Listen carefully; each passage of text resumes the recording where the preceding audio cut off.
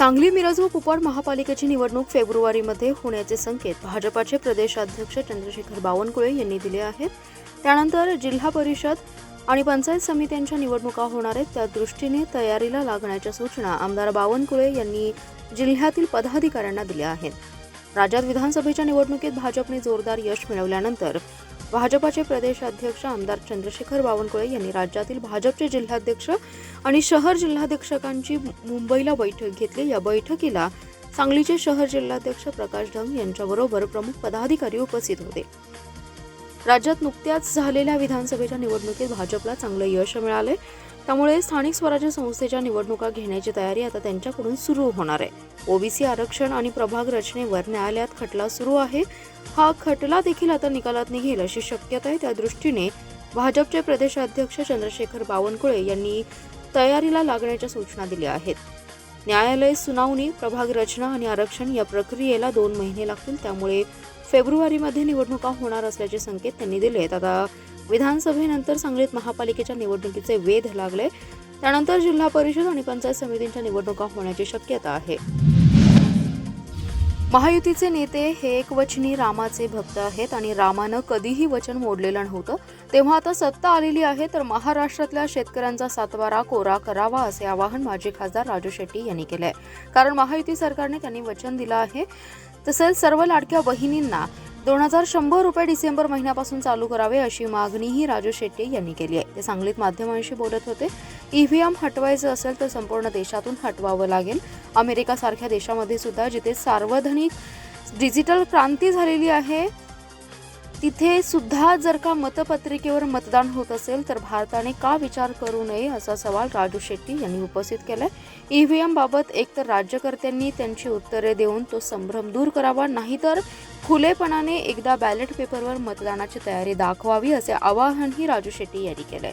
ते सांगलीत बोलत होते. तसेच महाराष्ट्रात संख्याबळ पाहता मुख्यमंत्री पदावर भाजपचाच अधिकार राहतो असं मत स्वाभिमानी शेतकरी संघटनेचे अध्यक्ष माजी खासदार राजू शेट्टी यांनी व्यक्त केलंय. जिल्हा परिषदेच्या 10 किंवा 10 पेक्षा कमी पट असलेल्या 136 शाळांमध्ये कंत्राटी शिक्षक नेमण्यात येणार आहे. यासाठी प्राथमिक शिक्षण विभागाने अर्ज मागवले असून 10 डिसेंबरपर्यंत अर्जाची मुदत असल्याची माहिती शिक्षणाधिकारी मोहन गायकवाड यांनी दिली आहे.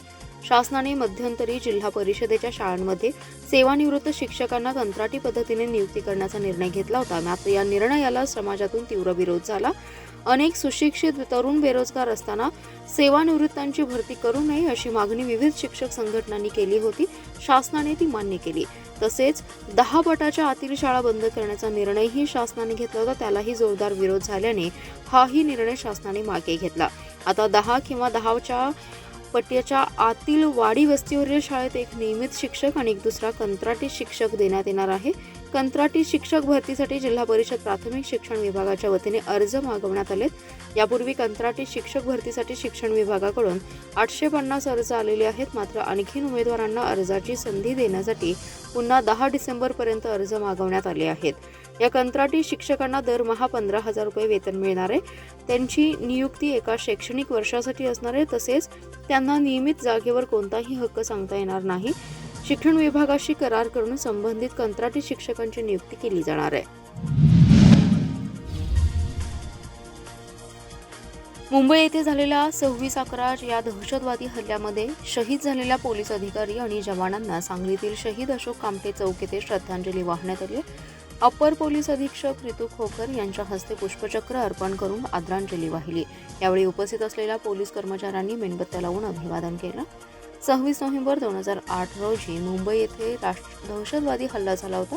या हल्ल्यात पोलीस अधिकारी हेमंत करकरे, अशोक कामटे, विजय साळसकर, मेजर संदीप उन्नीकृष्णन यांच्यासह अनेकांना वीरमरण आलं होतं. त्यांना आज श्रद्धांजली वाहण्यात आली. अप्पर पोलीस अधीक्षक ऋतू खोकर, उपअधीक्षक विमला एम यांनी आतंकवादी हल्ल्यात शहीद झालेल्या जवानांच्या प्रतिमेचं पूजन केलं. त्यांना पुष्पहार अर्पण करून अभिवादन केले. अमेरिकेतील न्यूयॉर्क शहरातील मध्यवर्ती ठिकाण आणि दररोज 3.5 लाख ते 4 लाख लोकांची वर्दळ असलेल्या टाइम्स स्क्वेअर या चौकातील इमारतीवर नूतन आमदार रोहित पाटील यांची छबी विजयानंतर झळकली आहे.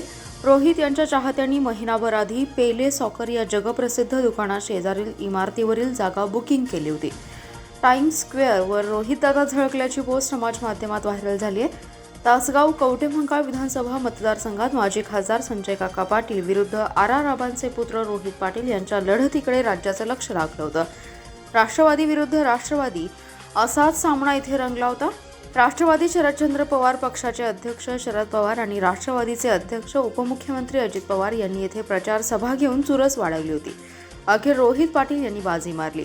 पहिल्याच निवडणुकीत ते आमदार झालेत. रोहित पाटील यांच्या विजयानंतर मतदारसंघात सर्वत्र विजयाचे फलक झळकले. त्याचवेळी हजारो किलोमीटर दूरवर असलेल्या अमेरिकेतील सर्वात मोठा चौक असलेल्या टाइम्स स्क्वेअर बिल बोर्डवर रोहित पाटील यांच्या अभिनंदनाचा फोटो झळकला. रोहित यांच्या चाहत्यांनी त्यांचा विजयोत्सव अमेरिकेत साजरा करण्यासाठी महिनाभर अगोदर प्रयत्न केला होता. अभिनंदनाच्या जाहिरातीसाठी जागा निश्चित केली होती. रोहित यांचा फोटो न्यूयॉर्कमधील टाइम्स स्क्वेअर चौकात झळकल्यानंतर त्यांची छायाचित्रे सध्या समाज माध्यमावर व्हायरल झाली आहेत. रोहित दादा अमेरिकेतही झळकले असे चाहते सांगतात. रोहित यांचे चुलते निवृत्त पोलीस अधिकारी राजाराम आर पाटील यांनी याला दुजोरा दिलाय. महापालिका क्षेत्रात स्वच्छतेसाठी मायक्रो प्लॅनिंग तयार करण्यात येणार आहे. त्यानुसार स्वच्छता निरीक्षक आणि कर्मचाऱ्यांचे मनुष्यबळ आवश्यकतेनुसार ठेवण्यात येणार आहे. लवकरच सर्व प्रभागातील स्वच्छता निरीक्षक आणि कर्मचाऱ्यांच्या बदल्या करण्याचा निर्णय आयुक्त शुभम गुप्ता यांनी घेतलाय. महापालिका क्षेत्रातील स्वच्छतेचा आढावा आयुक्त शुभम गुप्ता यांनी घेतला. प्रत्येक वॉर्डनिहाय स्वच्छतेसाठी शास्त्रशुद्ध पद्धतीचा अवलंब करून स्वच्छता कर्मचाऱ्यांची नियुक्ती करण्यात येणार आहे. स्वच्छता हा मुख्य उद्देश असून यासाठी वॉर्डनिहाय कर्मचाऱ्यांच्या मोठ्या प्रमाणात बदल्या होणार आहेत. रस्ते आणि गटारी यांची स्वच्छता करण्यासाठी शास्त्रशुद्ध पद्धतीने नियोजन करून कर्मचारी समान प्रमाणामध्ये वाटप करण्यात येणार आहेत. स्वच्छतेबाबत मायक्रो प्लॅनिंग तयार करण्यात येणार आहे. कायम कर्मचारी, बदली कर्मचारी आणि मानधन कर्मचाऱ्यांचं समान वॉर्डनिहाय वाटप करण्यात येणार आहे. ज्या वॉर्डामध्ये मनुष्यबळाचं जास्त आवश्यकता आहे त्याबाबत वेगळा विचार करण्यात येणार आहे. त्यानुसार नियुक्ती देखील करण्यात येईल. आठवडा बाजार, सण, उत्सव याबाबत देखील विचार करण्यात येणार आहे. सर्व कर्मचाऱ्यांना गणवेश हा सक्तीचा असणार आहे. वेगवेगळ्या रंगांमधील गणवेश असणार आहेत. शहरातील स्वच्छता चांगल्या पद्धतीने व्हावी यासाठी बदल्या आणि नियोजन यांच्यात समन्वय साधून चांगल्या पद्धतीने महापालिकेतील स्वच्छता करण्यात येणार आहे.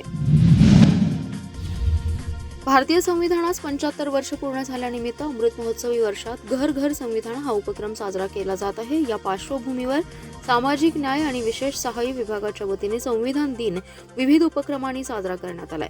भारतीय संविधानाची जागरूकता वाढवण्याकरिता सांगली एसटी स्टँड परिसरातील भारतरत्न डॉक्टर बाबासाहेब आंबेडकर यांच्या पुतळ्यास पोलीस उपअधीक्षक दादासाहेब चुडापा यांच्यासह मान्यवरांच्या हस्ते पुष्पहार अर्पण करून अभिवादन करण्यात आले.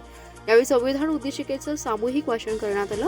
संविधान दिनानिमित्त बाईक रॅली काढण्यात आली आहे. एसटी स्टँड, शिवाजी महाराज पुतळा मार्गे स्टेशन चौक, आमराई उद्यान, college corner, Madhavnagar, circuit house मार्गे ही रॅली निघून डॉक्टर बाबासाहेब आंबेडकर सामाजिक न्याय भवन येथे रॅलीची सांगता करण्यात आली. 26 नोव्हेंबर या दिवसाचा औचित्य साधून महापालिका क्षेत्रात संविधानाचा जागर करण्यासाठी समता रथ फिरवण्यात आलाय. महापालिकेमध्ये संविधान दिन साजरा करण्यात आला. संविधान दिनानिमित्त भारतीय संविधानाच्या उद्देशिकेचे सामूहिक वाचन करण्याचा कार्यक्रम पार पडला. आयुक्त शुभम गुप्ता यांच्या मार्गदर्शनाखाली अतिरिक्त आयुक्त रविकांत अडसूळ, उपायुक्त विजया यादव यांच्या उपस्थितीत हा कार्यक्रम झाला. महापालिकेच्या सर्व विभागामध्ये भारतीय संविधानाच्या उद्देशिकेचे सामूहिक वाचन करण्यात आले. महापालिकेच्या सर्व शाळांमध्ये देखील भारतीय संविधानाच्या उद्देशिकेचे सामूहिक वाचन करून विविध कार्यक्रमांचे आयोजन करण्यात आले. यावेळी संविधानाबाबत माहिती देण्यात आली. मुंबई येथे 2008 मध्ये दहशतवादी हल्ल्यात पोलीस अधिकारी, कर्मचारी आणि भारतीय जवान शहीद झाले. त्यांना राम मंदिर चौकात लोकहित मंचाच्या वतीने श्रद्धांजली वाहण्यात आली आहे. मुंबईत 26 नोव्हेंबर 2008 रोजी पाकिस्तानी दहशतवाद्यांनी केलेल्या हल्ल्यात IPS अधिकारी अशोक कामटे, विजय साळसकर, हेमंत करकरे, संदीप उन्नीकृष्णन, पोलीस कर्मचारी तुकाराम ओंबाळे, मेजर संदीप उन्नीकृष्णन शहीद झाले होते. त्यांना लोकहित मंचाच्या वतीने राम मंदिर चौकात श्रद्धांजली वाहिली आहे. यावेळी लोकहित मंचाचे अध्यक्ष मनोज भिसे, सांगली वाहतूक शाखेचे पोलीस निरीक्षक मुकुंद कुलकर्णी, विश्रामबाग पोलीस ठाण्याचे पोलीस निरीक्षक प्रवीण कांबळे, कुपवाड MIDC पोलीस ठाण्याचे सहाय्यक पोलीस निरीक्षक दीपक भांडवलकर, स्थानिक गुन्हे अन्वेषण शाखेचे सहाय्यक पोलीस निरीक्षक संदीप शिंदे, महानगरपालिकेचे पाणी पुरवठा कार्यकारी अभियंता चिदानंद कुर्णे, सामाजिक कार्यकर्त्या आशा फडणीस, राजेश शिर्टीकर, अनिकेत यादव, जयराज पाटील, आदर्श भोरे आदी जण उपस्थित होते.